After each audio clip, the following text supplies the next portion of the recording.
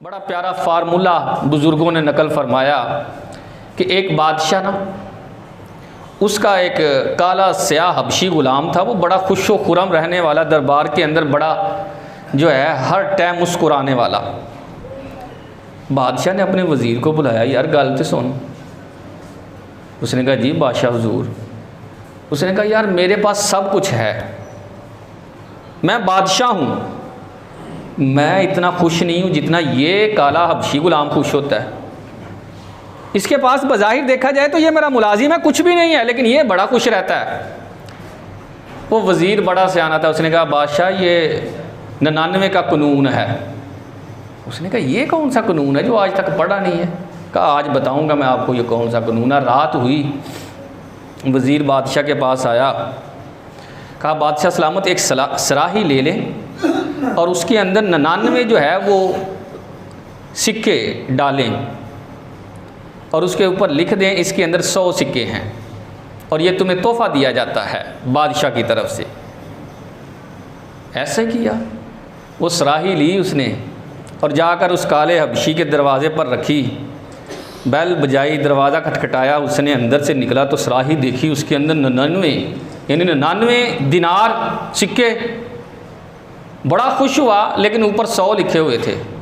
उसने कहा नहीं, बादशाह ने 100 ही दिए होंगे, रास्ते में एक गिर गया होगा। जिन्ने बच्चे सुते सी सारे उठाए, उठो तुसी हड हराम सुते, चलो जाकर वो दिनार तलाश करो, वो सिक्का तलाश करो। सारी रात वो, उसकी बीवी, उसके सारे बच्चे, वो एक दिनार जो है वो तलाश करते रहे कि बादशाह ने 100 लिखे हैं, इसके अंदर 100 ही होंगे, लेकिन एक रास्ते में गिर गया होगा। नहीं मिला। सुबह दरबार में आया तो उसकी हालत ही गैर, चेहरे पे कोई मुस्कुराहट नहीं है, अजीब सी हालत बनी हुई है, आंखों में नींद है। तो वज़ीर आकर कहने लगा बादशाह समझ आया 99 का कानून? कहता क्या है ये 99 का कानून, मुझे नहीं समझ आया। कहा बादशाह देखो, इसको 99 सिक्के मिले थे, उस पर खुश नहीं हुआ, एक जो नहीं ना मिला उसको ही ढूंढते ढूंढते सारी रात इसने गुजार दी है।